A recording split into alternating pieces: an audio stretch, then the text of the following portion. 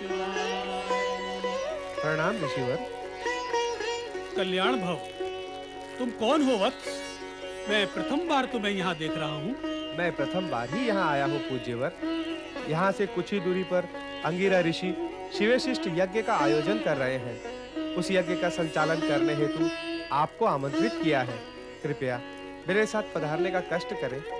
स्वामी, मेरी तपस्या के कारण विगत कई दिनों से आपने भोजन नहीं किया होगा। मैं तुरंत आपके भोजन का प्रबंध करती हूँ। आप भोजन करके ही पधारें। किंतु ऋषिवर, वे सब वहाँ आपकी प्रतीक्षा कर रहे हैं। माता, आप निश्चिंत रहिए। ऋषिवर के आहार की व्यवस्था वहीं हो जाएगी। देवी, यज्ञकर्ताओं के अनुरोध को तो हमें स्वीकार करना ही पड़ेगा। यज्ञ समाप्त होते ही मैं तुरंत लौट आऊंगा। चलो वत्स।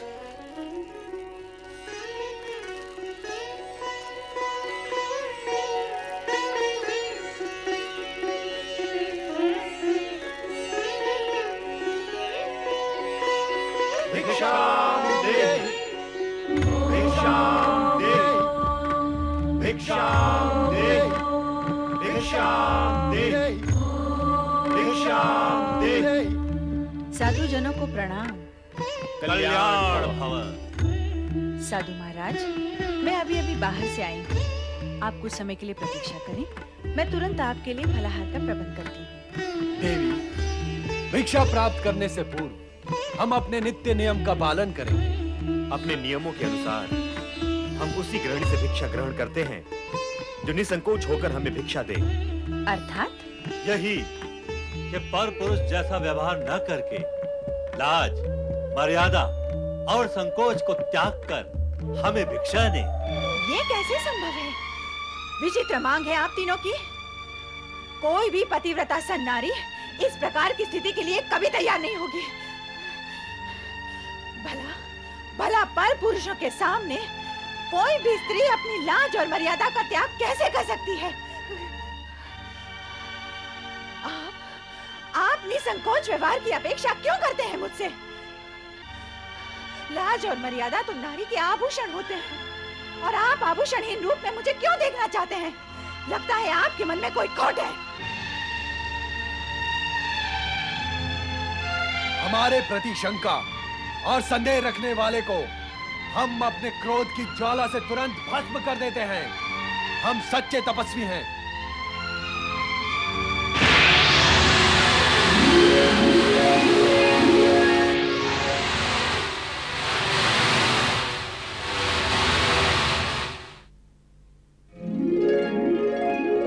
यदि तू स्वयं को इतनी महान सती समझती है तो तेरे मन में विकार ने क्यों प्रवेश किया? और यदि तेरे मन में विकार नहीं है तो तुझे तुरंत हमारी मांग स्वीकार कर लेनी चाहिए। बुद्धि भ्रमित नारी, ये मत भूल, यदि तूने हम तीनों महात्माओं को बिना भिक्षा दिए लौटा दिया तो इसका परिणाम, विनाशकारी परिणाम तुझे जीवन भर भुगतना होगा। नहीं साधुजन, नहीं। आप रुके। क्यों रुके? क्या अपना अपमान करवाने के लिए रुके? जब हमारी मांग पूरी नहीं हो सकती तो हम क्यों रुके? किंतु साधु द्वार पर आकर लौट जाएं, ये तो उचित नहीं है। उचित अनुचित का विचार करने वाले हट नहीं क्या करते अनसुईया? और हट करने वाले गृहस्थों के यहाँ हम साधु अन्न जल ग्रहण नहीं करते। इसलिए हमारा लौट जाना ही उचित होगा। ऐसा अनर्थ ना करे साधुजन। अनर्थ से बचना चाहती हो तो हमारे शब्दों का अर्थ समझो। अर्थ समझ लेने के पश्चात उन शब्दों पर आचरण भी करो। इसी में तुम्हारा कल्याण है अनसुईया। हमारी मांग स्वीकार कर लो। शीघ्र ही ऐसा अवसर आएगा जब तुम ब्रह्मा, विष्णु, महेश इन तीनों की माता बनोगी। मैं माता बनूंगी?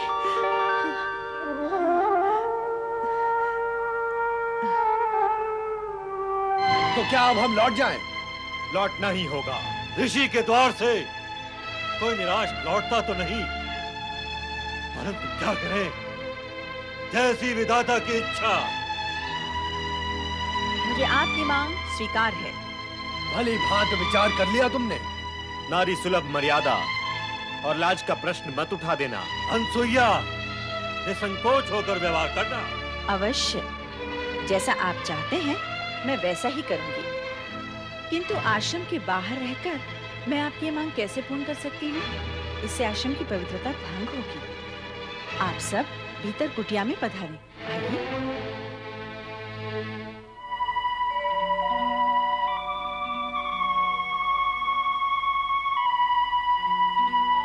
स्वामी, ये त्रिदेव मेरी परीक्षा लेकर मेरी मनोकामना पूर्ण करने आए हैं। मैं तभी इनके सामने अपनी लाज, मर्यादा और संकोच का त्याग कर सकती हूँ जब ये तीनों नवजात शिशु बनकर मुझे माता के रूप में निहारें। मुझे अनुमति प्रदान करें स्वामी, प्रदान करें।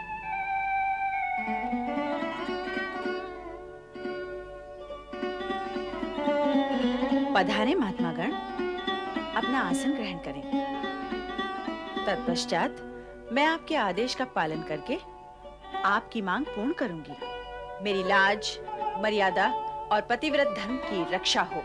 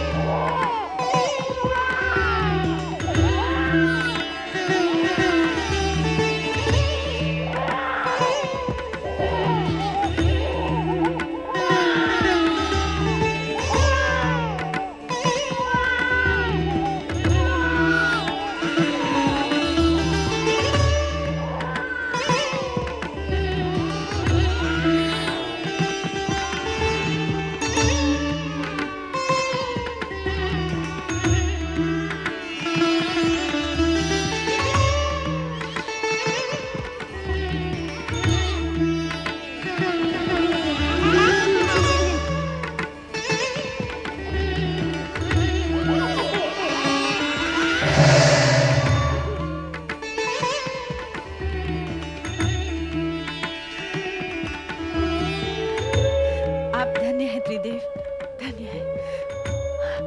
आपने बालक बनके मेरी माता बनने की इच्छा पूर्ण कर दी।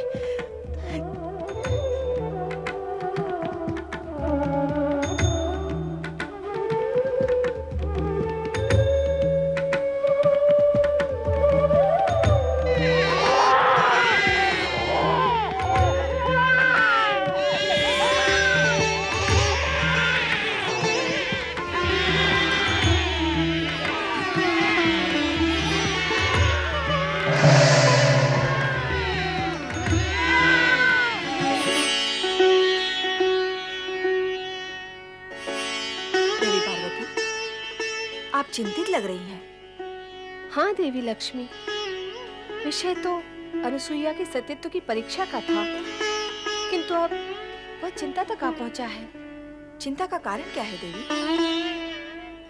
अनुसुईया के सतीत्व की परीक्षा लेने त्रिदेव यहीं से गए हैं। अब तक तो उन्हें लौट आना चाहिए था, किंतु लौटे नहीं। यही चिंता का कारण है।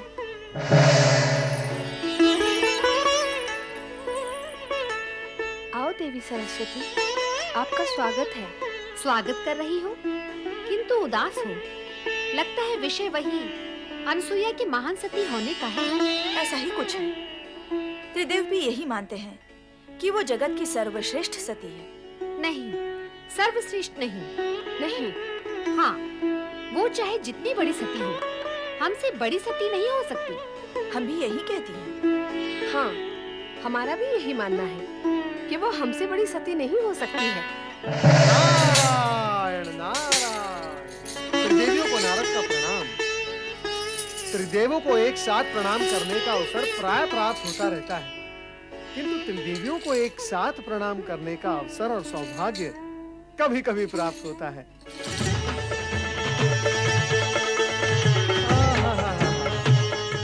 आज कैलाश पर त्रिदेवी सम्मेलन है। अवश्य ही कुछ विशेष प्रसंग होगा, किंतु त्रिदेवियों की शोभा तो त्रिदेव से है। कहाँ है त्रिदेव?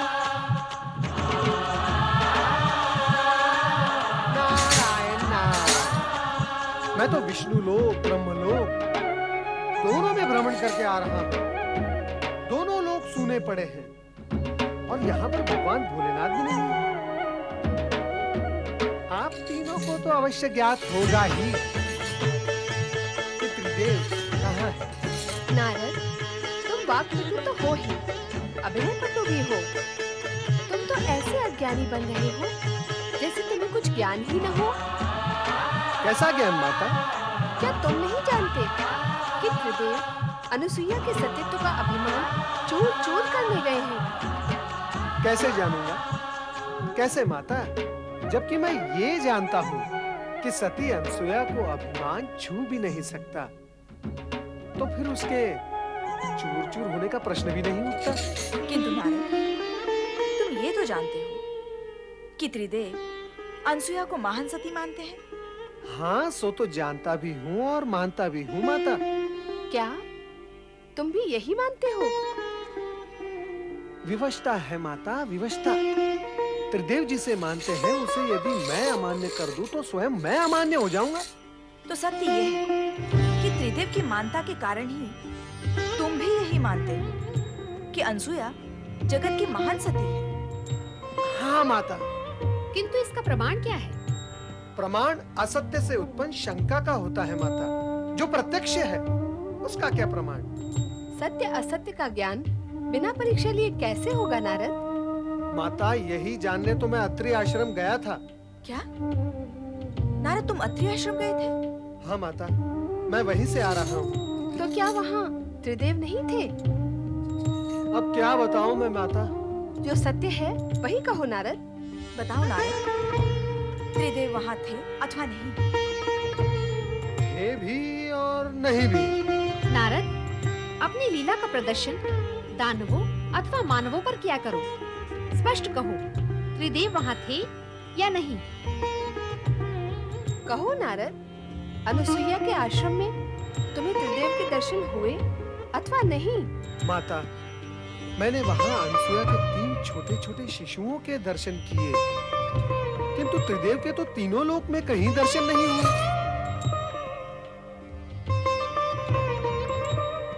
ये क्या? कहाँ गए वे तीनों?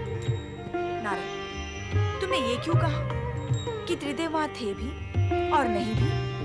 नारायण नारायण। माता, मैं तो कण-कण में प्रभु के दर्शन करता हूँ। सती अनसुया के उन तीनों शिशुओं में भी मैंने त्रिदेव के दर्शन किए। बस इसीलिए कह दिया कि वे वहाँ थे।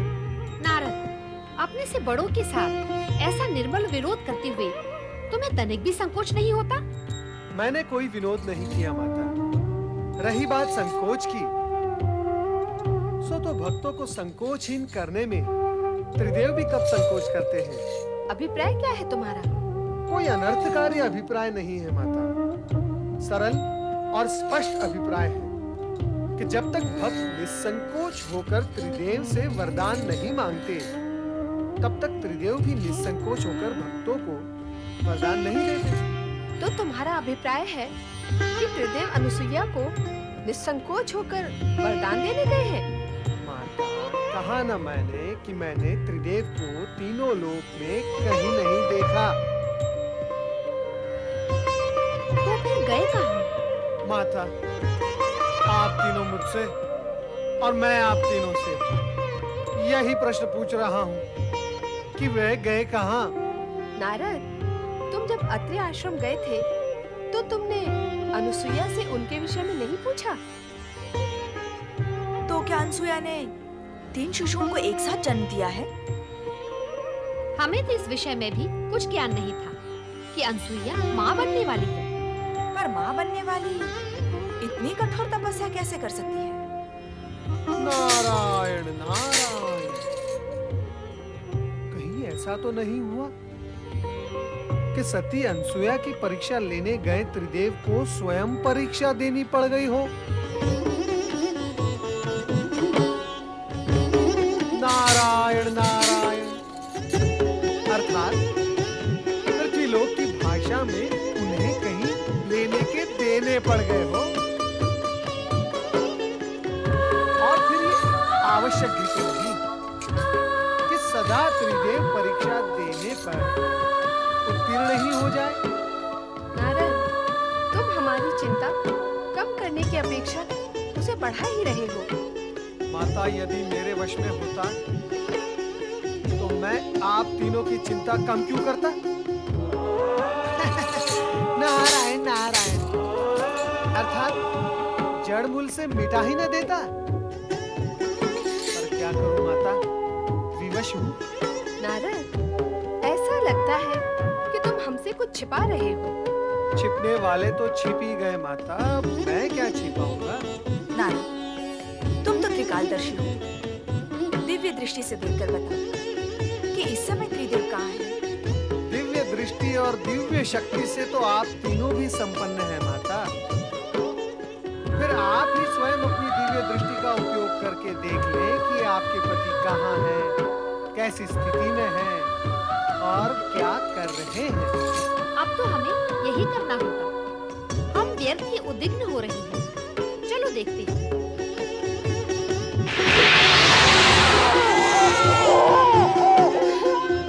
क्या तुम दोनों ने वही देखा जो मैंने देखा? यही प्रश्न मैं करने वाली थी। यही प्रश्न आप दोनों से मैं भी कर रही थी। क्या प्रश्न है आप तीनों देवियों का? तनिक मैं भी तो सुनूं। नारद, सब कुछ जानते हुए भी तुम अंधे की बनते हो। क्या तुम नहीं जानते कि अत्रि ऋषि के आश्रम में अनुसुईया के पालने में त्रिदेव शिशु बनकर पै पै कर रहे हैं? पै पै नहीं, ए कर रहे हैं। पै पै भी नहीं और ए भी नहीं, उआ उआ करके रो रहे हैं। नारायण नारायण, सभी ने अपने अपने पतियों को शिशु रूप में रोता देख सुन लिया। अच्छा हुआ आप तीनों ने उन तीनों को देख लिया, आपकी चिंता दूर हो गई ना। अब आप मुझे आज्ञा दें, मैं चला। रुक जाओ नारद, हमारी चिंता अभी दूर नहीं हुई है, बढ़ गई है। अभी तो केवल इतना ही ज्ञात हुआ है कि वे अनसुया के पालने में हैं।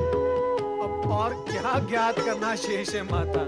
नारद, कभी-कभी तुम्हारे प्रश्न बाण की नोक से भी अधिक नोकीले होते हैं। उन तीनों को वहाँ से कैसे मुक्त करें, यह ज्ञात करना तो शेष ही है। नारद, तुम्हें हमारे साथ तुरंत अत्रि आश्रम चलना है। मैं नहीं नहीं नहीं नहीं, मैं क्या करूंगा वहां आकर? शिशुओं और माताओं के बीच नारद का क्या काम है? ये गुत्थी तो आप तीनों की उलझाई हुई है। अब इस गुत्थी को आप तीनों ही सुलझाएं। मुझे आज्ञा दें।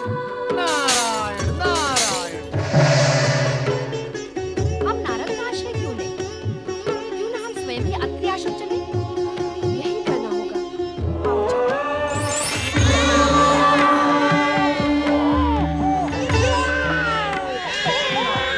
आओ चलो।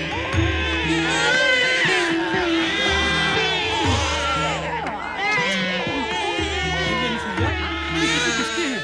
कहाँ से आए? यहाँ कैसे आए? मेरी तपस्या फलित हो गई स्वामी। ये तीनों हमारे पुत्र हैं।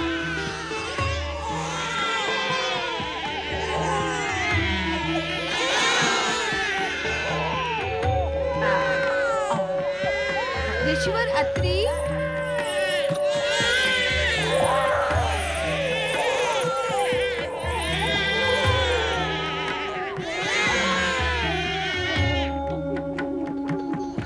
स्वामी, आप इस दशा में? ये क्या हो गया प्रभु? संपूर्ण जगत को पालने वाला स्वयं पानी में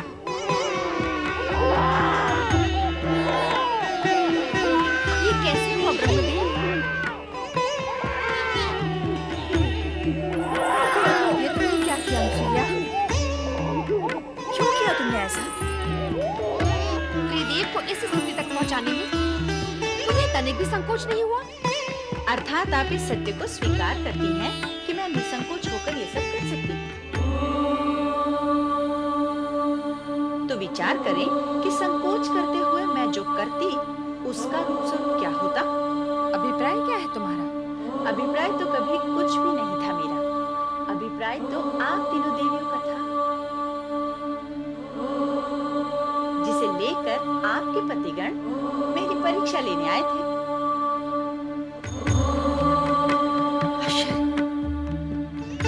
अनसुया ने त्रिदेव को शिशु बनाकर पालने में कैसे सुला दिया? उससे भी बड़ा आश्चर्य तो ये है कि त्रिदेव शिशु बन कैसे गए। वे स्वयं शिशु बनना चाहते थे, ऐसी ही उनकी मांग थी।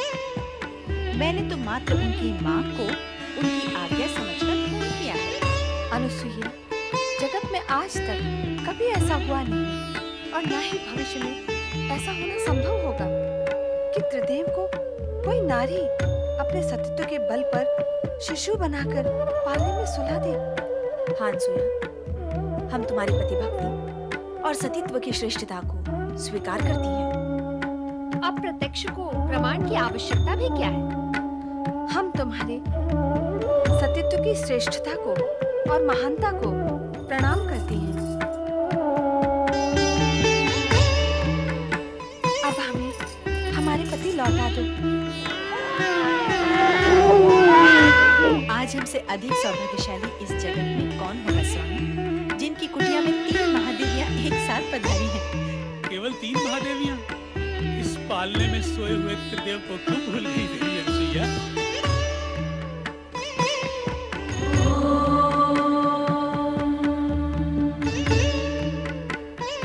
ऋषिवर, कृपा कर अनुसुईया से कहें कि वे त्रिदेव को उनके मूल रूप में प्रकट करें। क्या त्रिदेव स्वयं ऐसा नहीं कर सकते? नहीं, अनसुया की सतीत्व की शक्ति ने उन्हें शिशु बनाया है। अब वही शक्ति उन्हें मूल रूप दे सकती है। त्रिदेव कभी भी अपने भक्तों की शक्ति के विरुद्ध अपनी शक्ति का उपयोग करके उनको अपमानित नहीं करते, कारण कि भक्तों के पास भी त्रिदेव की ही शक्ति होती है। यदि त्रिदेव को अपनी शक्ति का प्रयोग करना ही होता तो वे शिशु बनते ही क्यों? अनुसुईया के सतीत्व की श्रेष्ठता का सम्मान का ध्यान रखकर अब वे अपने मूल रूप में स्वयं नहीं आएंगे। जब उन्होंने अनुसुईया के सतीत्व की श्रेष्ठता को स्वीकार किया है तो उनकी इच्छा का अवश्य सम्मान करेंगे। अतः ऋषि, आप ही अनसुया से कहें कि वे त्रिदेव को अपने मूल रूप में प्रकट करें। ब्रह्मा, विष्णु, महेश ने तुम्हारी मनोकामना पूर्ण की देवी। यदि तुम इन्हें शिशु बनाकर रखोगी तो संपूर्ण जगत की व्यवस्था और स्थिति अस्त व्यस्त हो जाएगी। त्रिदेव को उनका मूल रूप प्रदान करो देवी अनसुईया।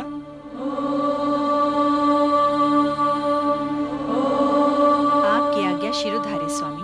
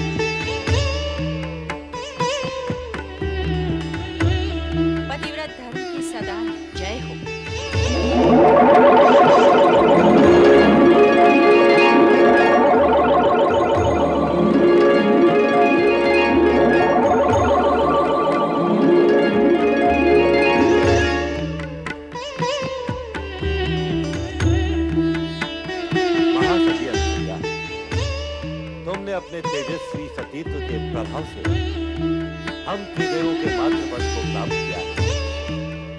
हम तुम्हें माता के रूप में प्रणाम करते हैं। मेरा और आप तीनों का माता और पुत्र का संबंध बन ही गया है, तो मेरी हार्दिक इच्छा है कि आप त्रिदेव एक ही रूप में अत्रि पुत्र के रूप में स्थापित हो। माता, आपकी हार्दिक इच्छा अवश्य पूर्ण होगी। हम त्रिदेव एक रूप लेकर दत्तात्रेय का अवतार धारण करेंगे, जो अत्रिपुत्र कहलाएगा। और यह अत्रिपुत्र दत्तात्रेय पालनकर्ता श्री हरि विष्णु के अवतार स्वरूप सारे जगत में प्रसिद्ध होगा।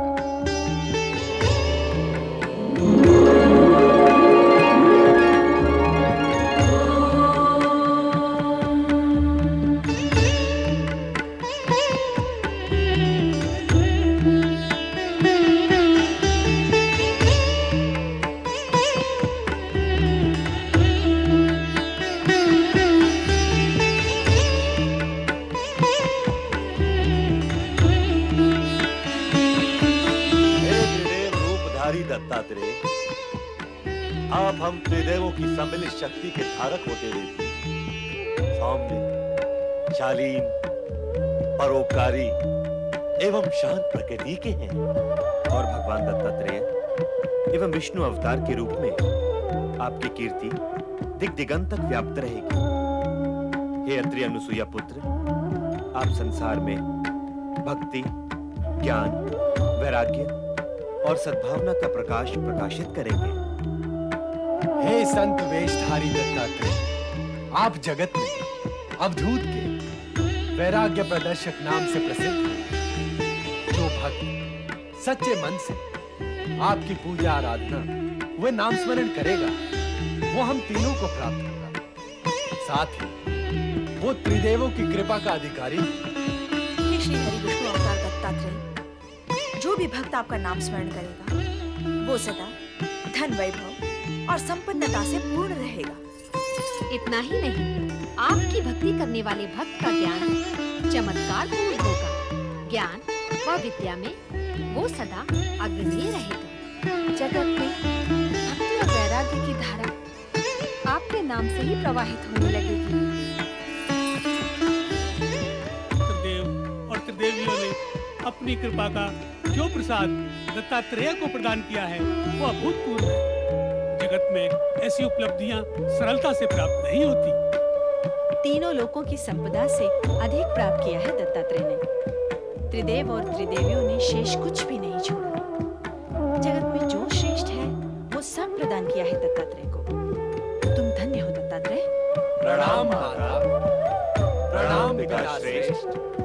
मैं दत्तात्रेय इस जगत को धर्म का संदेश सुनाकर प्राणियों को कल्याण मार्ग के लिए प्रेरित करूंगा।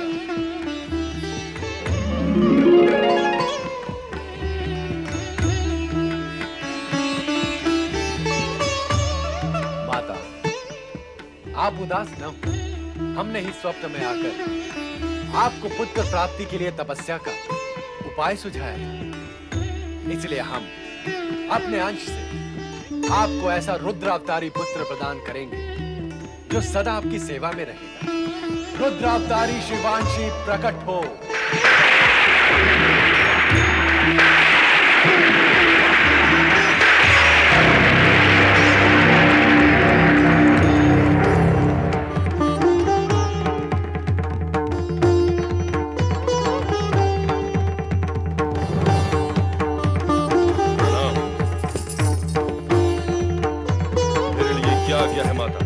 पुत्र, सदा मेरे साथ रहो और प्राणियों के कल्याण कार्य में सदा मेरी सहायता करो। अवश्य माता, मैं आपकी आज्ञा का पालन करूंगा, पर साथ ही साथ उन दुष्कर्मियों को दंड भी अवश्य दूंगा माता, जो नीति, नियम और धर्म का पालन नहीं करेंगे और हमारे सम्मान को ठेस पहुंचाएंगे।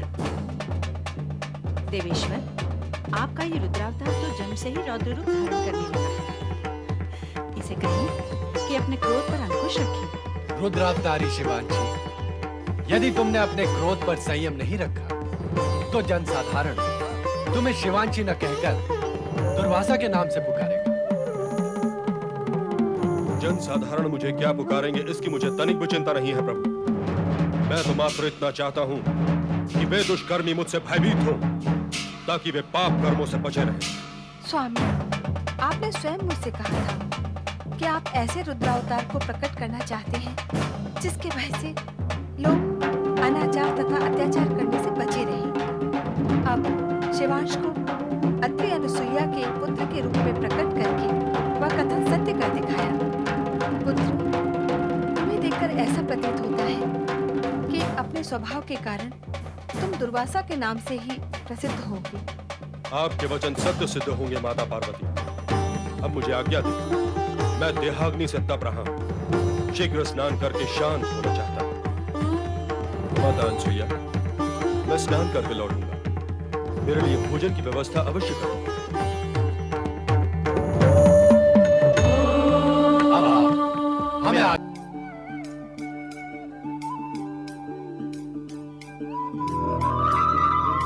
हा हा हा हा, आनंदपूर्ण, अद्भुत,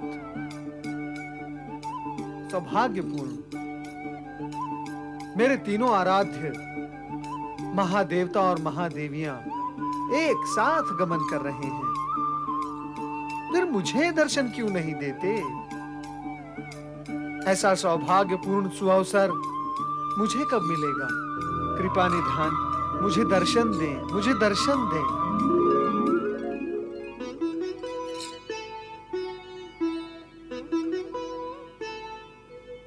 नारद, तुम तीनों लोक में कहीं भी हमारा पीछा नहीं छोड़ते, क्यों? पुत्र अथवा भक्त से उसके पिता अथवा आराध्य का कभी पीछा छूटा है? यदि छूट जाए तो पुत्र और भक्त की क्या दुर्दशा होती है, ये आप भली भांति जानते हैं परमपिता। नारद, ब्रह्मदेव के प्रश्न का उत्तर तो तुमने दे दिया, अब हमारे प्रश्न का भी उत्तर दो। भोलेनाथ, आपका क्या प्रश्न है? क्या तुमने अत्रि आश्रम आकर हमारे बाल रूप के दर्शन नहीं किए? और क्या अनुसुईया के पुत्रों के दर्शन करना आपका उद्देश्य नहीं था नारद? नारायण नारायण, मैं तो युग युगों से तीनों लोक में तीनों महादेवताओं के दर्शन भांति भांति प्रकार से करता आ रहा हूं। और फिर दर्शन के विषय में मुझसे अधिक सौभाग्यशाली प्राणी इस जगत में कौन है? ये हमारे प्रश्न का समुचित उत्तर नहीं है नारद। नारायण नारायण, देवेश्वर, ये आपके प्रश्न का 3/4 उत्तर है, और 1/4 शेष उत्तर ये है कि जब मैंने आप तीनों के दर्शन करने का कीर्तिमान स्थापित किया है, तो फिर आपके शिशु रूप के दर्शन करने का अवसर मैं भला अपने हाथों से कैसे जाने देता? तो क्या तुमने तीनों देवियों को हमारे शिशु रूप के विषय में सूचित किया है? कैसे करता परमपिता? देवी अनसुया और आपके क्रियाकलाप और आपकी मांग के बीच यदि मैं आता तो मेरी क्या गति होती? तीनों माताएं तो यही समझती कि आप तीनों के बालक बन जाने में मेरा ही सहयोग था। नारद, अब अधिक बातें न बनाओ। सत्य तो यही है, इन घटनाओं के पीछे अदृश्य रूप से तुम ही थे। हाँ, ना ना ना ना। और इसमें अब कोई संदेह नहीं रहा कि तुम हम सभी के साथ नारद लीला करने से चूके नहीं। हम पर अपनी लीला का प्रयोग करते हुए तुम्हें तनिक भी विचार नहीं आता? नारायण नारायण, मेरी लीला? त्रिदेव के सम्मुख मैं क्या और मेरी लीला क्या? सत्य तो यह है कि आप तीनों देवियों को यह सत्य मान्य ही नहीं था कि सती अनसुया जगत की सर्वश्रेष्ठ सती है। यही सत्य आप तीनों को मनवाने के लिए परीक्षा के बहाने त्रिदेव ने अपनी लीला का प्रसार किया, और दोष व्यर्थ ही में मेरे सिर पर मढ़ा जा रहा है। माताओं, इस सत्य को आप सदा के लिए समझकर रखें कि मेरा हर कार्य त्रिदेव के संकेत पर ही होता है। स्वेच्छा से मैं कुछ भी नहीं कर सकता। श्री हरि विष्णु, अब आप हमें यह बताएं कि भगवान भोलेनाथ ने सती अनसुया को वरदान में पुत्र रूप में शिवांशी रुद्रावतार को जो प्रदान किया था वो है कौन? सावधान नारद, उस रौद्र रूपधारी दुर्वासा से सावधान रहना। यदि उसका क्रोध जाग गया तो तुम्हारी कुशल नहीं है। नारायण नारायण, रुद्रावतार दुर्वासा?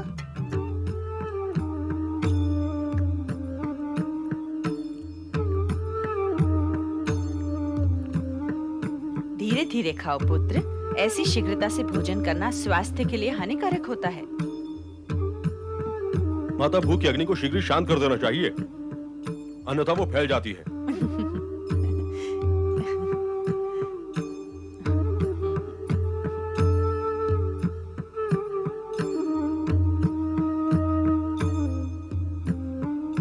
माता, यह तो मुझे ज्ञात है कि आपने मुझे भगवान शिव की आराधना तथा तपस्या से प्राप्त किया है, किंतु मैं ये जानना चाहता हूँ कि आपको तपस्या में कोई कष्ट तो नहीं हुआ? मैंने दृढ़ निश्चय के साथ तपस्या की थी पुत्र, इसलिए कष्ट का तो प्रश्न ही नहीं था।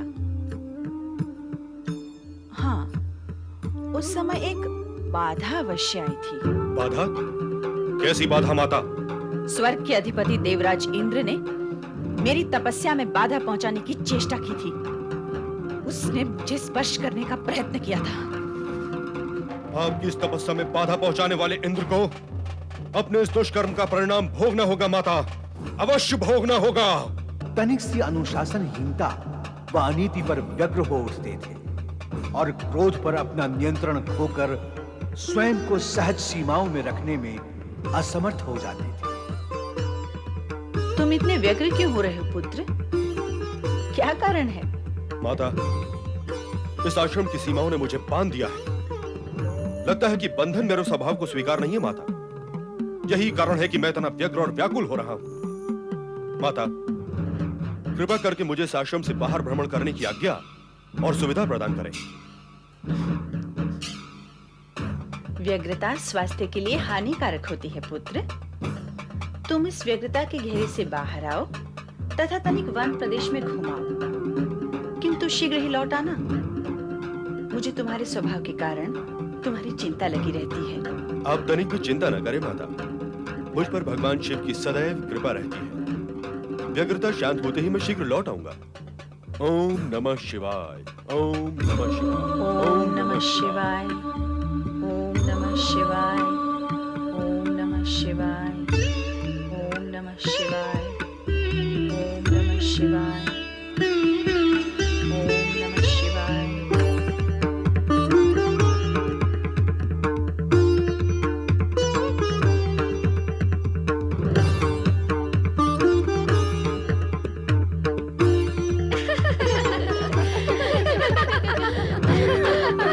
मुझे लगता है ये ऋषि मुनि भगवान शिव के लिए फूल ले जा रहे हैं। तो तुझे क्या लगता है ये फूल तेरे लिए चुन रहे हैं? संभवतः इसी के लिए चुन रहे होंगे। चल के पूछ लेने में आपत्ति क्या है? पाए लागे महाराज, क्या ये फूल आप भगवान के लिए चुन रहे हैं? तो फूल क्या भक्तों के लिए चुने जाते हैं? फूल तो भगवान के लिए ही चुने जाते हैं ना। क्या भगवान फूलों से प्रसन्न होते हैं? हाँ हाँ, होते हैं प्रसन्न। जिन फूलों से भगवान प्रसन्न होते हैं, उन फूलों को चुनते हुए आप क्रोध में आए हैं, तो क्या आप भी भगवान प्रसन्न होंगे? वो भी आपकी भांति आप पर क्रोधित नहीं होंगे इन फूलों को देखकर?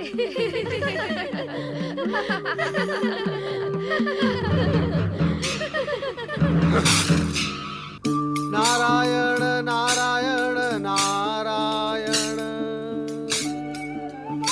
लक्ष्मी नारायण नारायण ना...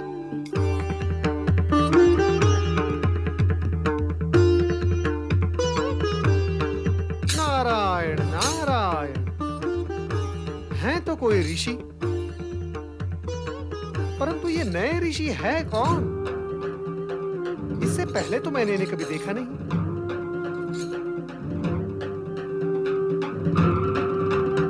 नारायण नारायण, कहीं यही तो रुद्रावतार ऋषि दुर्वासा नहीं? माता पार्वती ने मुझसे कहा था कि ये अत्यंत क्रोधी स्वभाव के ऋषि हैं। इनसे सावधान रहना नारद।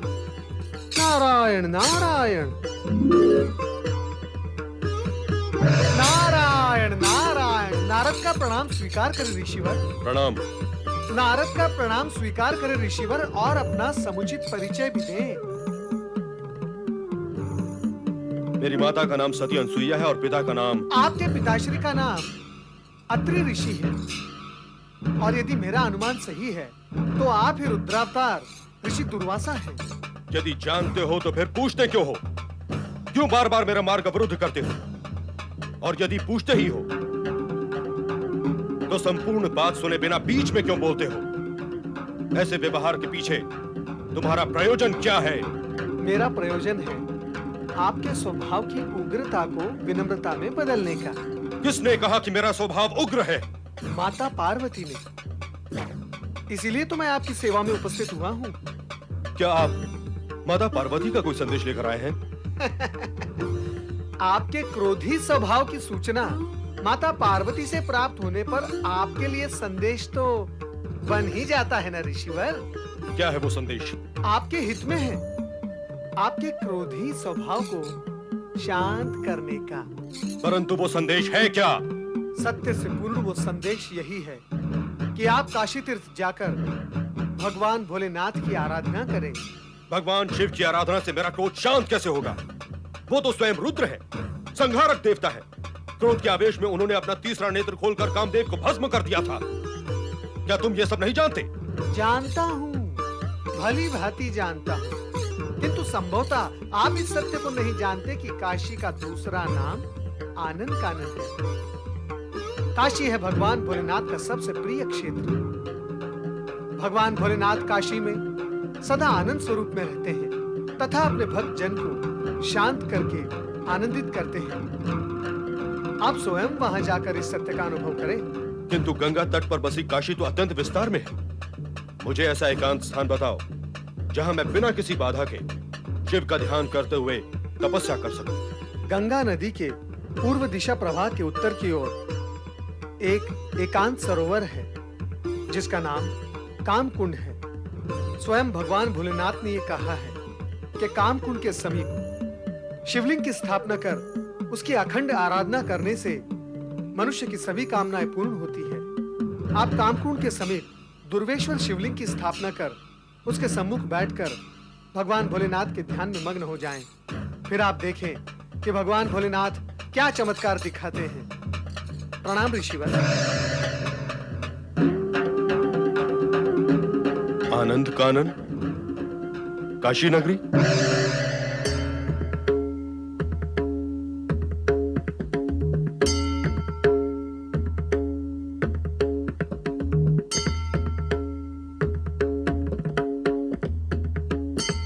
यही है काशी नगरी।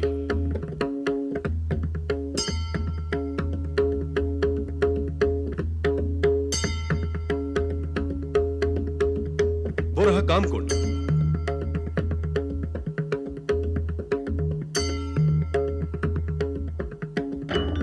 ओम नमो भगवते रुद्राय।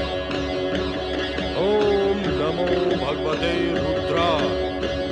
ओम नमो भगवते रुद्राय। ओम नमो भगवते रुद्राय। ओम नमो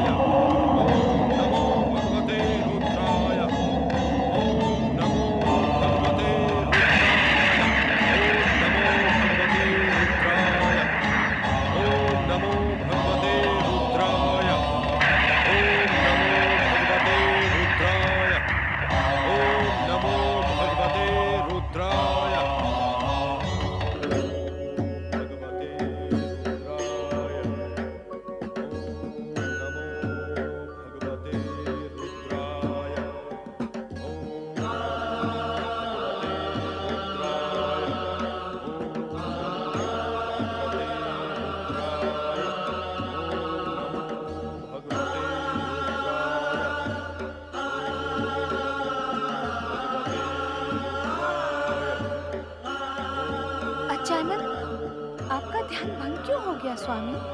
रुद्रावतार दुर्वासा के जप के प्रभाव से ऐसा हुआ है देवी। नारद ने दुर्वासा का क्रोध शांत करने के लिए उन्हें हमारी आराधना का परामर्श दिया था।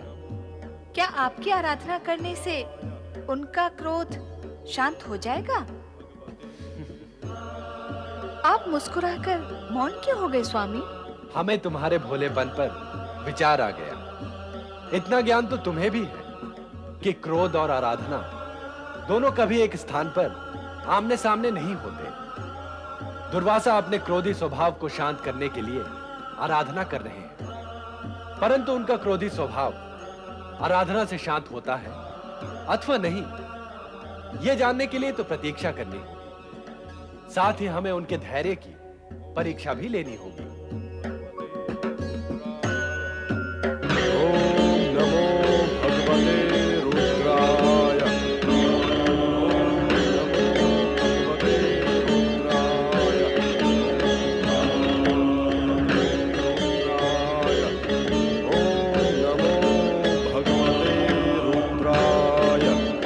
दुर्वासा ऋषि ये कठोर तपस्या कहीं स्वर्ग प्राप्ति के प्रयत्न में तो नहीं कर रहे हैं? देवराज, ज्ञात हुआ है कि ये ऋषि अत्रि और सती अनसुईया के पुत्र हैं और ये भी सुना गया है कि इनका स्वभाव अति उग्र है। नारायण नारायण। देवराज, ऋषि दुर्वासा तपस्या कर रहे हैं अपने क्रोधी स्वभाव को शांत करने के लिए, ना कि आपके स्वर्ग पर अधिकार प्राप्त करने के लिए। और आप उन्हें छेड़ने का प्रयत्न कदापि ना करें, अन्यथा परिणाम भयंकर हो सकते हैं। नारायण नारायण। ओम नमो भगवते रुद्राय। कुछ प्राप्ति नहीं हुई, कुछ भी नहीं।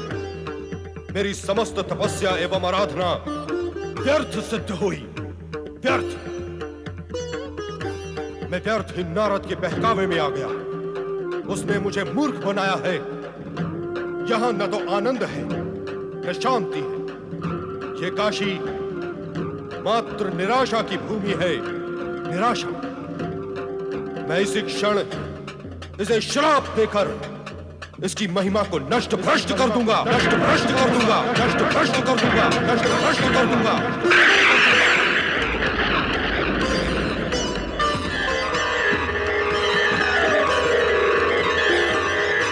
सिद्धेश्वर शिवलिंग। रुद्रावतार दुर्वासा, काशी को शापित करने की शक्ति किसी में नहीं है। आनंद नगरी काशी को कोई भी शाप छू नहीं सकता, प्रलय भी इसे डुबो नहीं सकता। अतः तुम अपने क्रोध को शांत कर हमारे साथ काशी में रहने का आनंद बनाओ। मुझे क्षमा करें शिव शंकर। आप ही के रुद्र अंश से उत्पन्न मैं अपने क्रोध को वश में नहीं रख सकता और सदा श्राप देने के लिए उद्यत हो जाता हूं भगवान। दुर्वासा, तुम्हारा नाम शाप से ही सुशोभित होता है, परंतु शाप तभी दो जब कोई प्राणी विपरीत आचरण करे अथवा सत्य असत्य के विवेक को भूल जाए। तो अब मेरी तपस्या सफल हुई ना भगवान? हमारे प्रकट होने का यही अर्थ है। तुम्हारे द्वारा स्थापित दुर्वासेश्वर शिवलिंग अब कामेश्वर शिवलिंग के नाम से प्रसिद्ध होगा। जो व्यक्ति कामकुंड में स्नान कर कामेश्वर की आराधना करेगा, उसकी सभी कामनाएं अवश्य पूर्ण होंगी। आपने मेरी तपस्या का प्रतिदान देकर मुझे उपकृत किया है भगवान। मैं धन्य हुआ।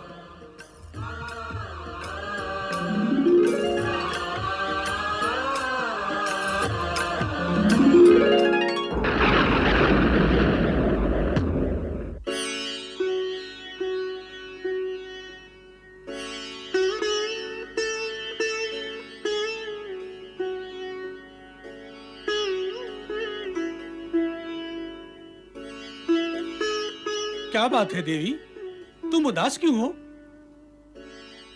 इसका भी कारण है स्वामी। दुर्वासा अपनी व्यग्रता को शांत करने के लिए भ्रमण करने गया था।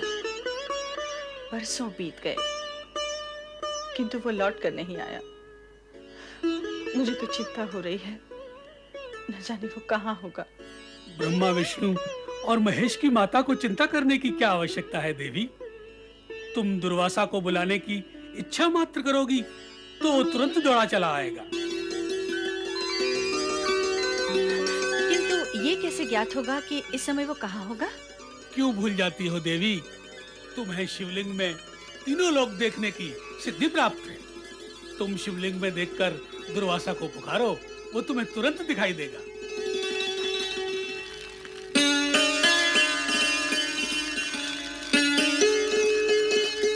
ओम नमः शिवाय, ओम नमः शिवाय।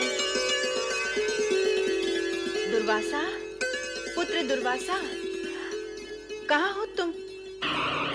ओम नमो भगवते रुद्राय। पुत्र दुर्वासा, कहाँ हो तुम? माता! तुम शीघ्र आश्रम लौट आओ पुत्र। मैं तुम्हें देखने के लिए व्याकुल हूँ। माता की आज्ञा शिरोधार्य। मैं स्वयं आप लोगों से मिलने के लिए व्याकुल हूँ। माता! मित्र, ये कठोर तपस्या स्वर्ग प्राप्ति के उद्देश्य से कर रहे हैं मेनका। यदि इनका उद्देश्य पूर्ण हो गया तो हमारा क्या होगा? तुम मेरा अभिप्राय समझ रही हो ना मेनका? मुझे क्या करना होगा देवराज? मेनका, विश्वामित्र को अपने रूप लावण्य के माया जाल में फंसाना होगा। अपने सुंदर हाव भाव से नृत्य दिखाकर उसे मुग्ध एवं मोहित करना होगा। इस प्रकार विश्वामित्र की तपस्या भंग करनी होगी।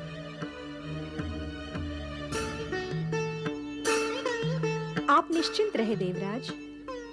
मुझे अपने सन्मुख और समीप पाकर विश्वामित्र अधिक समय तक तपस्या नहीं कर पाएंगे।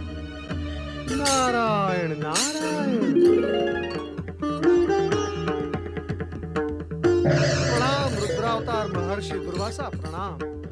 आपकी कठोर तपस्या को कोटि कोटि प्रणाम और आपकी भक्ति और निष्ठा को अनेक अनेक प्रणाम।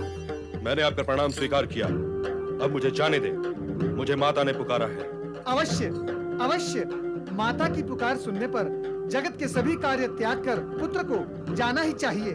किंतु महर्षि, मैं आपके और आपकी माता के मध्य बाधा नहीं बनना चाहता। महर्षि, आप मेरी बात सुने महर्षि। तो अब आपका अभिप्राय क्या है? मात्र देवराज इंद्र के षड्यंत्र की सूचना देना, इसी अभिप्राय से मैं यहाँ उपस्थित हुआ हूँ। षड्यंत्र? कैसा षड्यंत्र? जिस इंद्र ने आपकी माता और आपके साथ दुर्व्यवहार किया, उसी इंद्र के विषय में और उसके षड्यंत्र के विषय में आपको सूचित करना, ये मैं अपना कर्तव्य समझता हूँ। किंतु इंद्र ने किसके साथ षड्यंत्र किया है?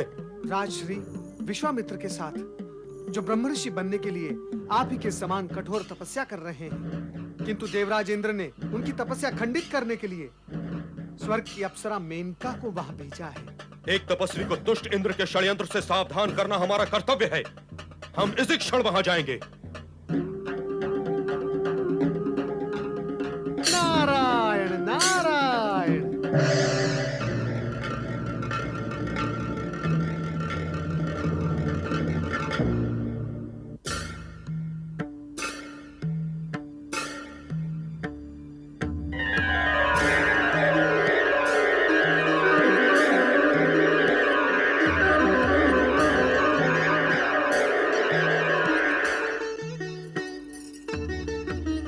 ठहर जा हे रूप सुंदरी, ठहर जा। षड्यंत्रकारी इंद्र का षड्यंत्र हम कभी भी सफल नहीं होने देंगे अप्सरा मेनका। एक तपस्वी की तपस्या खंडित करना महापाप है। ऋषिवर, सर्वप्रथम आप मेरा प्रणाम स्वीकार करें। तत्पश्चात मैं आपसे विनती करूंगी कि आप क्रोध ना करें। क्रोध न करूं? क्यों न करूं क्रोध? तुम अकारण महापाप करो और मैं कारण होने पर क्रोध भी न करूं। क्यों न करूं क्रोध? ऋषिवर, शांत हो जाइए। मेनका, इस दिव्य और शांत वातावरण को अशांत करने तुम आई हो और मुझे शांत रखना चाहती हो। ऋषिवर, मैं स्वेच्छा से नहीं आई हूँ, भेजी गई हूँ। मैं तो अपने स्वामी देवराज इंद्र के आदेश का पालन कर रही हूँ। अनर्थकारी है उसका आदेश और विनाशकारी है तुम्हारा उसे पालन करना। मेनका, अब हम तुम्हें आदेश देते हैं कि तुम इसी क्षण स्वर्ग लौट जाओ, अन्यथा हमारे क्रोध से उत्पन्न श्राप और श्राप से उत्पन्न कष्ट तुम्हें भोगना पड़ेगा। ऋषिवर, आपके शाप से भयभीत होकर मैं अपने स्वामी देवराज इंद्र के आदेश की अवहेलना नहीं कर सकती। मैं अपना कर्तव्य पूर्ण किए बिना यहाँ से नहीं जाऊंगी। मेनका, तुम्हें अपनी दुर्दशा की चिंता नहीं, इंद्र के आदेश की चिंता अधिक है। स्वाभाविक है ऋषिवर, वे हमारे स्वामी जो है। तो क्या स्वामी का आदेश मानकर तू तपस्वियों की तपस्या को भंग करेगी? किसका क्या रंग होता है, क्या भंग होता है, ये सोचना मेरा कार्य नहीं है ऋषिवर। मुझे केवल अपने स्वामी देवराज की इच्छा पूर्ण करनी है। मेनका, अपने स्वामी इंद्र की ही भांति तू भी बाहर से नख से लेकर शिख तक सुंदर और आकर्षक तो है, किंतु भीतर से तुम दोनों ही पाप के भंडार हो। तू एक स्त्री है मेनका, इसलिए हम तुझे भस्म तो नहीं करेंगे, किंतु हम तुझे श्राप देते हैं कि जिस विश्वामित्र को तू भ्रष्ट करने का प्रयत्न कर रही है, उसी के कारण तू स्वर्ग से भ्रष्ट होकर एक मानवी का जीवन व्यतीत करेगी। तेरी संतान भी हमारे श्राप की छाया से मुक्त नहीं हो पाएगी मेनका। इंद्र के षड्यंत्र में सम्मिलित होने का परिणाम तुझे बार बार भुगतना पड़ेगा, बार बार भुगतना पड़ेगा।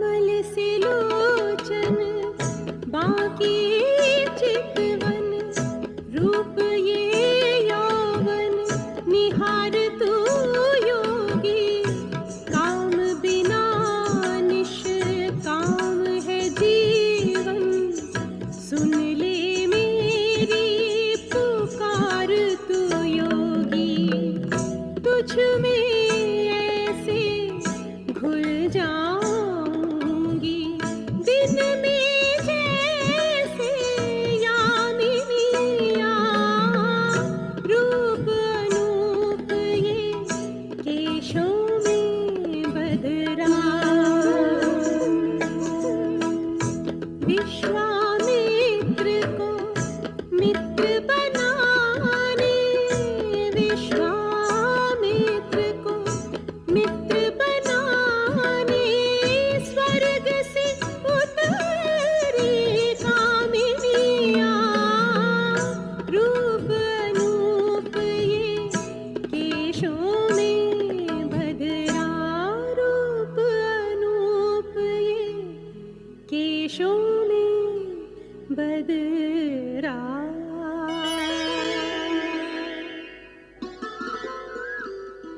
मनमोहक मेनका, अब तुम्हें मेरी जीवन संगिनी बनकर रहना होगा। अब मैं तुम्हें लौटकर स्वर्ग नहीं जाने दूंगा। षड्यंत्रकारी इंद्र का षड्यंत्र हम कभी भी सफल नहीं होने देंगे। अप्सरा मेनका, एक तपस्वी की तपस्या खंडित करना महापाप है। ऋषिवर, सर्वप्रथम आप मेरा प्रणाम स्वीकार करें। तत्पश्चात मैं आपसे विनती करूंगी कि आप क्रोध ना करें। क्रोध न करूं? क्यों न करूं क्रोध? तुम अकारण महापाप करो और मैं कारण होने पर क्रोध भी न करूं। क्यों न करूं क्रोध? ऋषिवर, शांत हो जाइए। मेनका, इस दिव्य और शांत वातावरण को अशांत करने तुम आए हो और मुझे शांत रखना चाहती हो। ऋषिवर, मैं स्वेच्छा से नहीं आई हूँ, भेजी गई हूँ। मैं तो अपने स्वामी देवराज इंद्र के आदेश का पालन कर रही हूँ। अनर्थकारी है उसका आदेश और विनाशकारी है तुम्हारा उसे पालन करना। मेनका, अब हम तुम्हें आदेश देते हैं कि तुम इसी क्षण स्वर्ग लौट जाओ, अन्यथा हमारे क्रोध से उत्पन्न श्राप और श्राप से उत्पन्न कष्ट तुम्हें भोगना पड़ेगा। ऋषिवर, आपके शाप से भयभीत होकर मैं अपने स्वामी देवराज इंद्र के आदेश की अवहेलना नहीं कर सकती। मैं अपना कर्तव्य पूर्ण किए बिना यहाँ से नहीं जाऊंगी। मेनका, तुम्हें अपनी दुर्दशा की चिंता नहीं, इंद्र के आदेश की चिंता अधिक है। स्वाभाविक है ऋषिवर, वे हमारे स्वामी जो है। तो क्या स्वामी का आदेश मानकर तू तपस्वियों की तपस्या को भंग करेगी? इसका क्या रंग होता है, क्या भंग होता है, ये सोचना मेरा कार्य नहीं है ऋषिवर।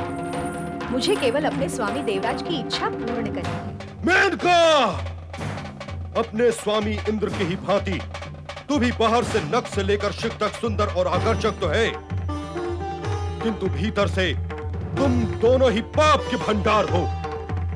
तू एक स्त्री है मेनका, इसलिए हम तुझे भस्म तो नहीं करेंगे, किंतु हम तुझे श्राप देते हैं कि जिस विश्वामित्र को तू भ्रष्ट करने का प्रयत्न कर रही है, उसी के कारण तू स्वर्ग से भ्रष्ट होकर एक मानवी का जीवन व्यतीत करेगी। तू तेरी संतान भी हमारे श्राप की छाया से मुक्त नहीं हो पाएगी। मेनका, इंद्र के षड्यंत्र में सम्मिलित होने का परिणाम तुझे बार बार भुगतना पड़ेगा, बार बार भुगतना पड़ेगा।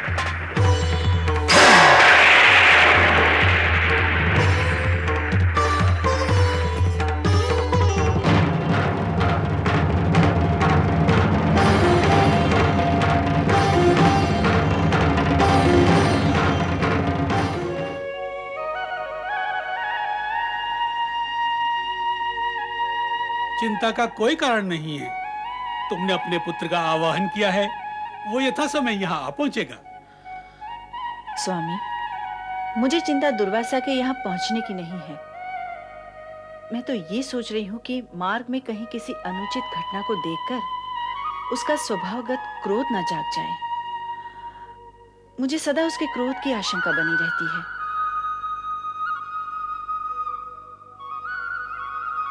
प्रणाम माता, प्रणाम पिता श्रेष्ठ। सर्व कुशल मंगल है ना पुत्र? जिनके साथ माता पिता का आशीर्वाद हो, अमंगल उनके समीप आने का साहस ही नहीं करता पिता श्रेष्ठ। उत्तम, अब ये बताओ, लौटते समय में कहीं क्रोध करने की आवश्यकता तो नहीं हुई ना? तुम्हारे पिता ये जानना चाहते हैं दुर्वासा कि मार्ग में तुमने किसी को श्राप तो नहीं दिया? माता, आप इस सत्य से भलीभांति परिचित हैं कि अन्याय, अनीति और अनुचित कार्य मैं कदापि सहन नहीं कर सकता। कुछ भी अनुचित होता देख मेरे भीतर का ज्वालामुखी जाग उठता है। माता, उस दुष्ट इंद्र ने राजर्षि विश्वामित्र की तपस्या को भंग करने के लिए मेनका को उसके पास भेजा। ये देखकर मेरी क्रोधाग्नि प्रज्वलित हो उठी, मेरे रोम रोम से ज्वालाएं निकलने लगी। माता, अब ऐसी स्थिति में मैं भला चुप कैसे रह सकता था? इसलिए मैंने मेनका को श्राप दे डाला। इंद्र के दुष्कर्म कभी समाप्त नहीं होंगे। कोई भी न्यायप्रिय, नीतिप्रिय प्राणी इंद्र के दुष्कर्मों व अनुचित कार्यों को देखकर मौन कैसे रह सकता है? ये निर्विवाद सत्य है कि न्याय और नीति प्रिय प्राणी अनुचित कार्य व दुष्कर्म को देखकर मौन नहीं रह सकता। देवर्षि नारद इस जगत के ऐसे ही महान प्राणी हैं जो सभी प्रकार की सूचनाओं को जुटाने के कार्य में सक्षम हैं। सूचना प्राप्त करने के उद्देश्य से सदा तीनों लोकों में भ्रमण करने वाले देवर्षि नारद का विष्णु लोक में पदार्पण होता है। नारायण नारायण। प्रणाम माता। नारद, तुम सदा नारायण का ही जाप करते हो। नारायणी का तो कभी नाम ही नहीं लेते। माता, नारायण में ही नारायणी समाहित है। एक का नाम स्मरण करने से दोनों की प्रतीति हो जाती है। अन्य कोई आरोप तो नहीं है ना मुझ पर माता? है नारद, अनेक आरोप हैं। तुम यहाँ जब भी आते हो स्वार्थवश ही आते हो। बिना स्वार्थ के तो तुम विष्णु लोक में प्रवेश ही नहीं करते। नारायण नारायण, ऐसा तो नहीं है माता। ऐसा ही है। तनिक बताओ तो, पिछली बार तुम यहाँ कब आए थे और अब यहाँ कितने दिनों बाद आए हो? माता, मैं यहाँ स्वार्थवश आता हूँ, ये आपका आरोप निराधार है, ऐसा कहकर मैं धृष्टता नहीं करूंगा। हाँ, केवल इतना निवेदन मैं अवश्य करूंगा कि मेरा स्वार्थ लक्ष्मी नारायण के दर्शन करना है। शेष अभिप्राय जग कल्याण के लिए होता है। यदि दर्शन की ही बात करते हो तो ये बताओ नारद कि कब आए थे यहाँ दर्शन करने? अब क्या कहूँ माता, जो कहूंगा वो आप स्वीकार नहीं करेंगी। स्वीकार करना ना करना अलग विषय है, तुम कहो तो। सत्य तो ये है माता, जब भी मुझे आप दोनों के दर्शन करने की उत्कट इच्छा जागृत होती है और यदि यहाँ आने में कोई विवशता हो तो मैं अपनी आंखें मूंदकर अपने हृदय के भीतर झांक लेता हूँ और बस आप दोनों के दर्शन हो जाते हैं। नारद, दूर रहकर हृदय दर्शन और यहाँ आकर प्रकट दर्शन में अंतर क्या है? विशेष नहीं, केवल इतना, यहाँ आने पर कुछ सूचनाएं प्राप्त हो जाती हैं जो जन कल्याण के लिए उपयोगी होती है और मौन दर्शन से मन की शांति प्राप्त हो जाती है। वैसे तो पल प्रतिपल आपका स्मरण करता हुआ अंतर की आंखों से आप दोनों के दर्शन मैं करता ही रहता हूँ। तो नारद, अब अपने हृदय में नारायण के दर्शन करके ये बताओ कि इस समय वे कहाँ हैं? वे तो यहाँ से अचानक ही अदृश्य हो गए। मैं कब से उनकी यहाँ प्रतीक्षा कर रही हूँ। माता, उनकी स्थिति तो वे स्वयं ही जान सकते हैं, अन्य कोई कैसे जान सकता है? अर्थात तुम भी नहीं बता सकते कि इस समय वे कहाँ हैं? नहीं, सत्य तो ये है माता कि मैं भी यहाँ श्रीहरि विष्णु के दर्शन करने ही आया था। यदि मुझे ये ज्ञात होता कि वे यहाँ है ही नहीं तो तुम यहाँ कदापि नहीं आते। अर्थात तुम स्वार्थी हो नारद। हाँ माता, हाँ। माता पिता के सम्मुख हर बालक स्वार्थी ही होता है, परंतु ये स्वार्थ सात्विक होता है, तामसिक नहीं। प्रश्न तो अब भी वही है नारद कि तुम्हारे नारायण और मेरे स्वामी इस समय कहाँ हैं? माता, मैं केवल अनुमान लगा सकता हूँ कि वे इस समय कहाँ होंगे। कहाँ होंगे नारद? माता, आप तो जानती ही हैं कि परमपिता ब्रह्मा जी का एक पल 1 सहस्त्र वर्ष का होता है और बहुत समय से श्री हरि विष्णु लोक में विराजमान नहीं है। इसका स्पष्ट अर्थ यही है कि श्री हरि विष्णु परमपिता ब्रह्मा जी और भगवान भोलेनाथ के साथ ब्रह्मलोक में मंत्रणा कर रहे होंगे। मंत्रणा कर रहे होंगे? किस विषय पर मंत्रणा कर रहे होंगे? नारायण नारायण, वे तीनों तो जगत के नियंता हैं। वे किस विषय पर मंत्रणा कर रहे होंगे इसका तो अनुमान लगाना भी अत्यंत कठिन है, परंतु हाँ, मेरा मन ये कहता है कि श्री हरि विष्णु शीघ्र ही यहाँ पधारेंगे। शीघ्र ही यहाँ पधारेंगे? हाँ माता, क्योंकि वे अवश्य जान ही गए होंगे कि उनका एक परम भक्त उनके दर्शन पाने के लिए अत्यंत व्यग्र है। माता, वे किसी भी क्षण यहाँ प्रकट हो सकते हैं। नारायण नारायण, प्रणाम महाप्रभु। आप मुझे बिना बताए कहाँ चले गए थे स्वामी? इस बात को तो युगों बीत गए हैं देवी। हम ब्रह्मलोक से पृथ्वी लोक पर गए थे अपने अंशावतार अत्रि अनुसुईया पुत्र दत्तात्रेय की झलक पाने के लिए। दत्तात्रेय पृथ्वी लोक में धर्म एवं सन्मार्ग की अलग जगा रहे हैं, हम वहीं से चले आ रहे हैं। प्रभु, आप तो जाकर आ भी गए, किंतु मैं आकर अभी तक गया भी नहीं, ठहरा रहा आपके दर्शन के लिए। ठहरने का कोई विशेष प्रयोजन और कारण तो होगा ही नारद? कारण तो है ही प्रभु। मैं अत्रि अनसुया के उस रुद्रावतारी पुत्र महर्षि दुर्वासा के उस श्राप के विषय में जानना चाहता हूँ, जो इंद्र के षड्यंत्र से क्रोधित होकर उन्होंने मेनका को दिया था। उस शाप का क्या परिणाम हुआ, इससे तुम अनभिज्ञ नहीं हो नारद। स्वर्ग निवासिनी मेनका को विश्वामित्र के मोहपाश में फंसकर पृथ्वीलोक की साधारण नारी के समान उनसे गंधर्व विवाह करना पड़ा। इस विवाह ने एक कन्या को जन्म दिया, जिसे मेनका निर्ममता पूर्वक छोड़कर स्वर्ग चली गई। स्वर्ग चली गई? तो फिर उस कन्या का क्या हुआ प्रभु? उस कन्या का लालन पालन कण्व ऋषि के आश्रम में हुआ। आप शकुंतला के विषय में ही कह रहे हैं ना प्रभु? हाँ देवी, ये सब तो तुम्हें ज्ञात ही होगा नारद। श्री हरि, मुझे इन सब बातों का ज्ञान नहीं है। इन सभी घटनाओं से मैं तो सर्वथा अनभिज्ञ हूँ। यदि तुम अनभिज्ञ हो तो हम तुम्हें एक संकेत देते हैं। कहें प्रभु, क्या संकेत है? रुद्रावतार महर्षि दुर्वासा का शीघ्र ही इस घटना चक्र में प्रवेश होगा और आगे के परिदृश्य की परिकल्पना तुम स्वयं कर लो नारद।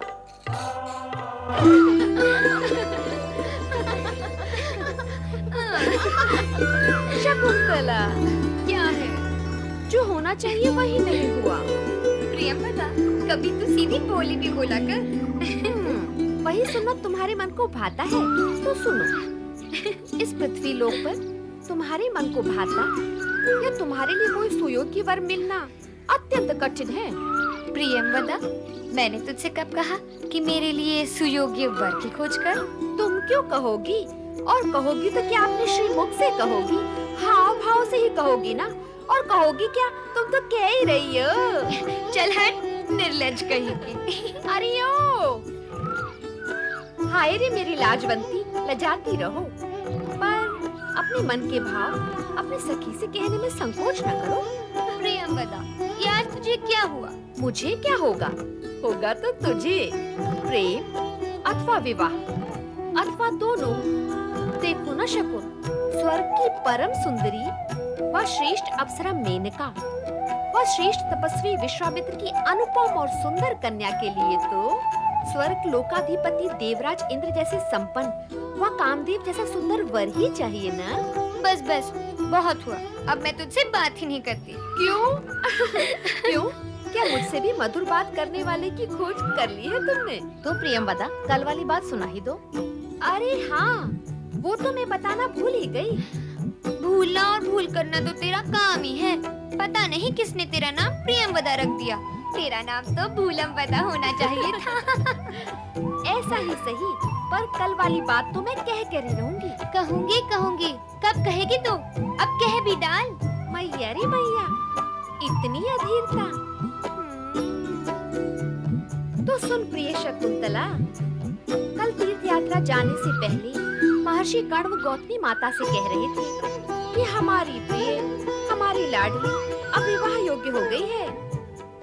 बाबा ने कहा होगा और गौतमी माँ ने सुना भी होगा, पर तू किसे सुनाने के लिए कह रही है? अपनी प्रिय शकुंतला से, ताकि उसे भी अपना कोई प्रिय मिले।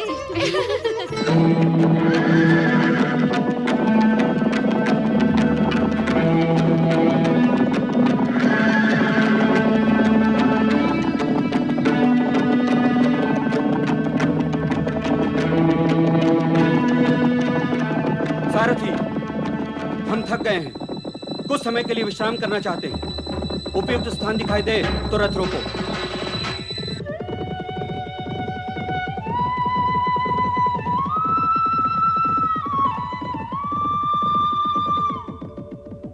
महाराज, वो देखिए, सामने आश्रम दिखाई दे रहा है।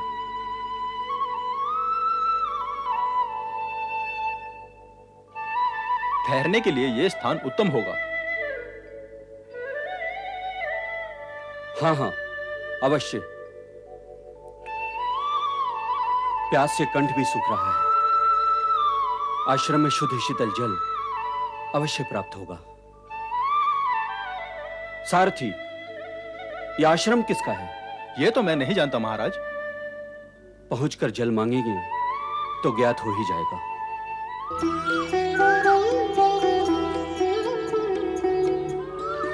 शकुन, शकुन,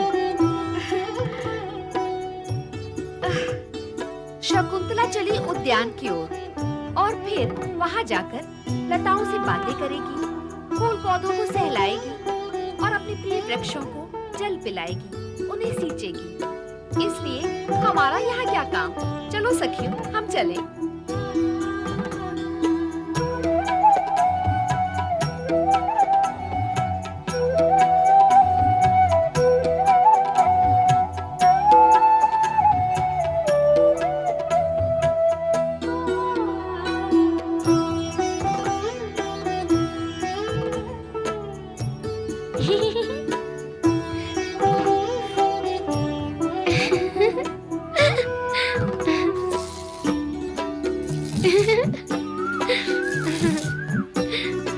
सुंदरी,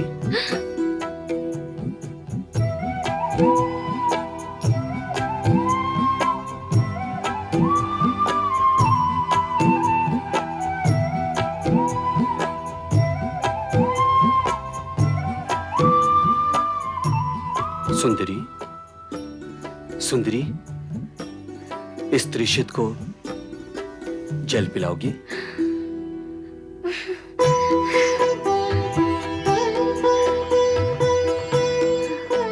यह कैसा आश्रम है सुंदरी, जहां मांगने पर जल नहीं मिलता, त्रिशित की तृष्णा से मुंह मोड़ लिया जाता है?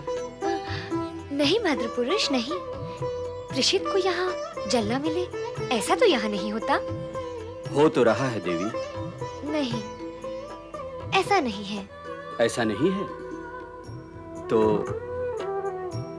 अपने सुकोमल हाथों से इस त्रिशित को जल पिलाओ। जल पिलाओ देवी। मैं तो वृक्षों को जल पिला रही थी। वृक्षों की तृष्णा को समझकर उन्हें जल पिला रही हो देवी, तो क्या सामने उपस्थित त्रिशित पुरुष की तृष्णा को समझकर उसे जल नहीं पिलाओगी? हाँ, पिलाऊंगी।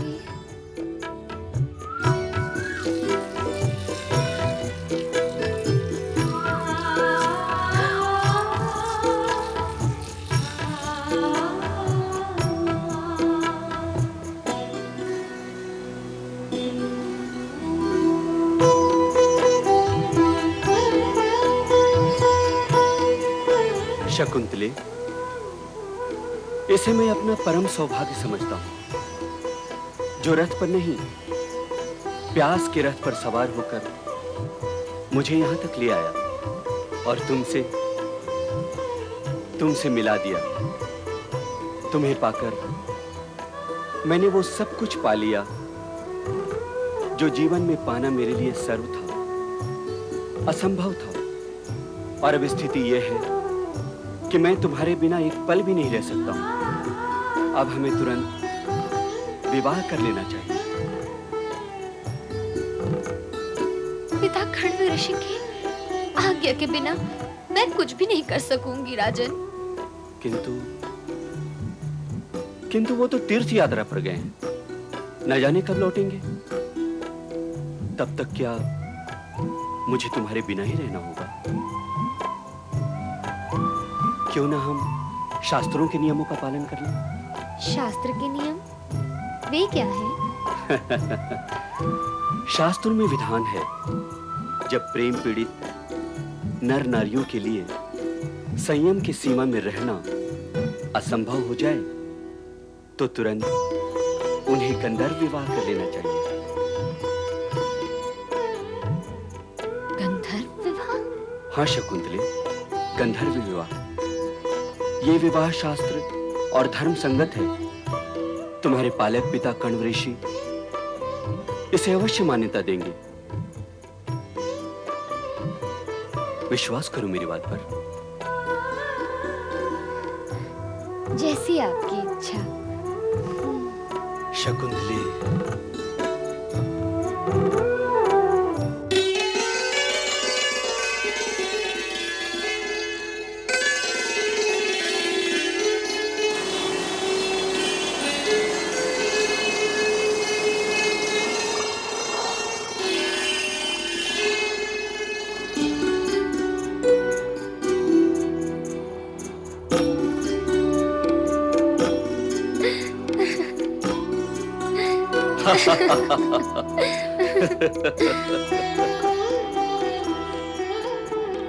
शकुंतले, क्या सोच रही हो तुम?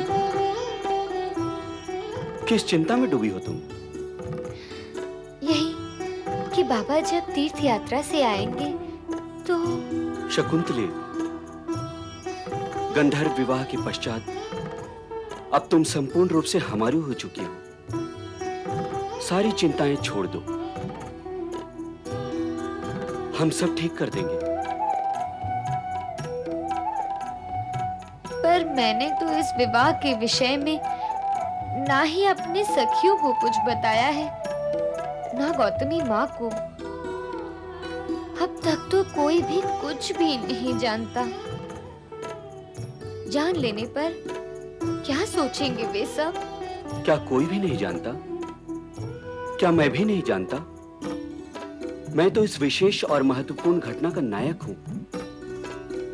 नायक अपनी नायिका को हर चिंता व कष्ट से मुक्त कर देगा।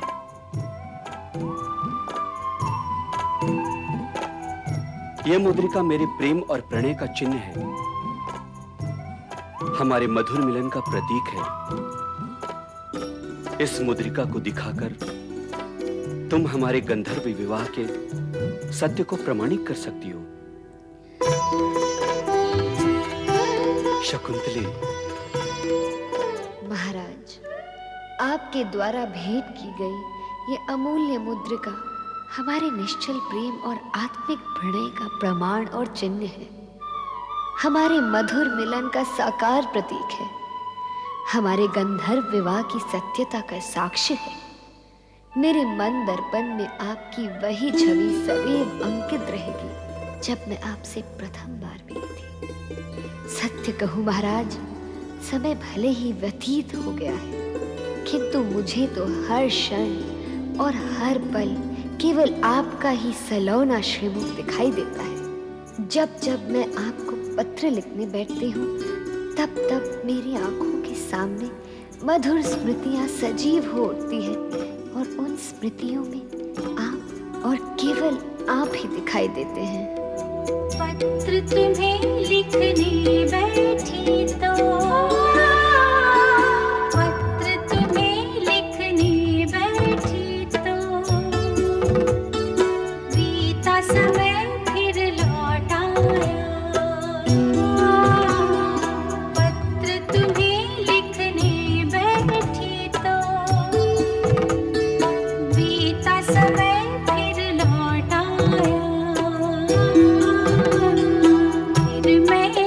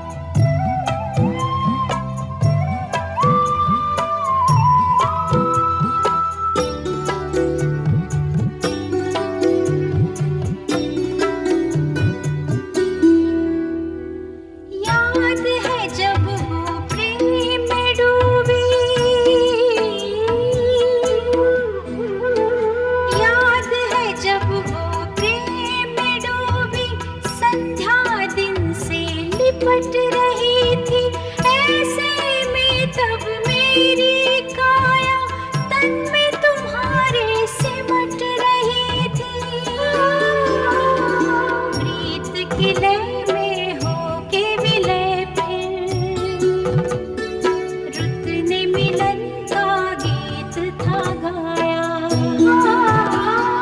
पत्र तुम्हें लिखने बैठी तो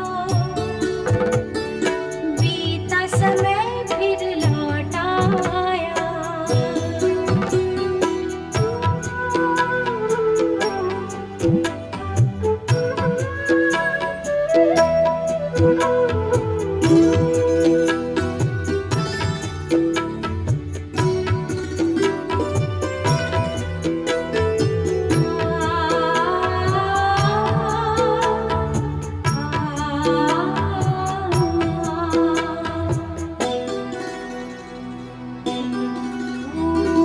याद तुम्हें भी होगी प्रीतम याद तुम्हें भी होगी प्रीतम वो मधुमास की बेला पावन तन के लिए तन का आकर्षण धरती गगन का वो आलिंगन मौन के होठ पे हुआ था कंपन चांदनी ने मधुरस छलकाया पत्र तुम्हें लिखने बैठी तो बीता समय फिर लौट आया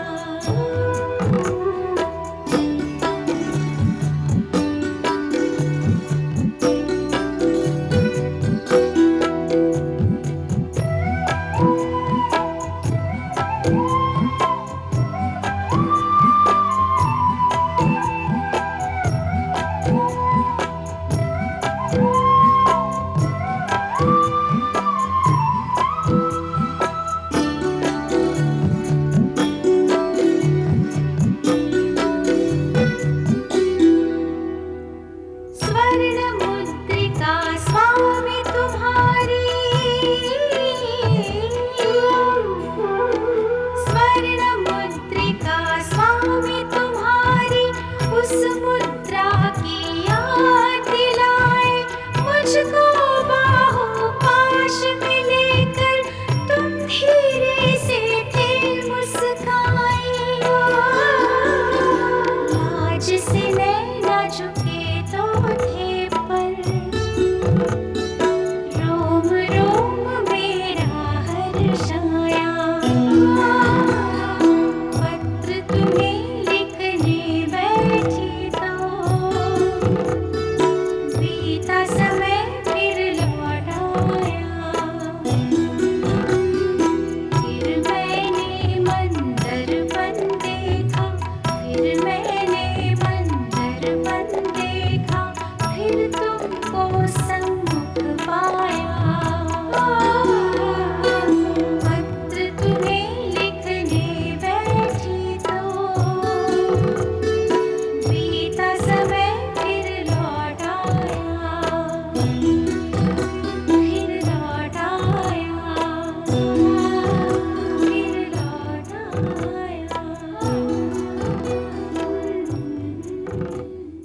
ईश्वर के सम्मुख कैलाश पधारे। ओम नमो भगवते रुद्राय। प्रभु, मैं आपके दर्शनार्थ यहाँ आया हूँ, कृपा कर मुझे आशीर्वाद दे।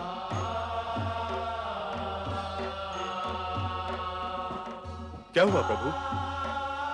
क्या मेरे द्वारा कोई अनुचित कार्य हुआ है? क्या आप मुझसे रुष्ट हैं भगवान? दुर्वासा, तुम बार बार भूल जाते हो कि तुम रुद्रावतार हो, हमारे अंश हो। फिर भी अकारण क्रोध करके तुम हमें चकित कर देते हो। तुम्हें अपने क्रोध को नियंत्रित करना चाहिए। क्षमा भगवान, क्षमा। परंतु क्रोध में अकारण कभी नहीं करता प्रभु। अनीति, अन्याय, अनाचार और अनुचित व्यवहार मुझसे सहन ही नहीं होता प्रभु। और तब मैं से ऊपर उठो दुर्वासा। जो प्राणी मैं और अहंकार से ऊपर नहीं उठता, उसे ये मैं नीचे पटक कर नरक में लटका देता है। किंतु प्रभु, और हम ये भी जानते हैं कि तुम न्याय के पक्षधर हो। किंतु मानवीय भाव दुर्बल होने पर तुम्हारी यही न्याय प्रियता और व्यवस्था अन्य प्राणियों के लिए दुख का कारण भी बन सकती है। और ऋषि का कार्य दुख की नहीं, सुख की व्यवस्था करना होता है। मैं आपके शब्दों और मंत्रणा के अनुसार ही आचरण करूंगा भगवान। नहीं, तुम हमें वचन दो कि यदि क्रोध के आवेश में आकर तुमसे कोई भूल हो भी जाए तो तुम उसका परिमार्जन तुरंत करोगे। अवश्य करूंगा भगवान, अवश्य करूंगा। मैं वचन देता हूं।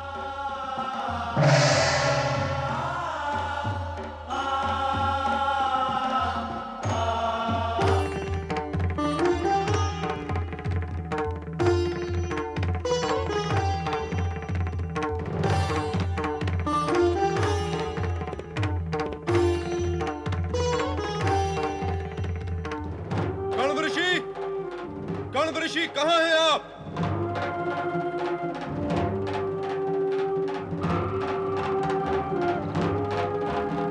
आप कहां हैं कण्व ऋषि? कहां हैं आप?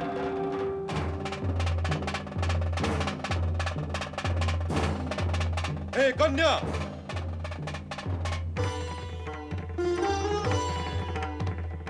हे आश्रम कन्या, हम तुझसे पूछ रहे हैं, कण्व ऋषि कहां है? हमारा अपमान, हमारा तिरस्कार, हमारी अवहेलना। रे निर्बुद्धि कन्या, तू हमारे क्रोध से परिचित नहीं है। नहीं है तो हो जाएगी। दुष्ट कन्या, तूने हमारी पुकार का उत्तर न देकर हमारा घोर अपमान किया है। हम तुझे श्राप देते हैं कन्या कि जिसकी स्मृति में खोकर तूने हमारी अवहेलना की है वो तुझे भूल जाएगा। उसकी स्मृति से तेरा नाम, तेरा रूप, तेरा हर चिन्ह मिट जाएगा।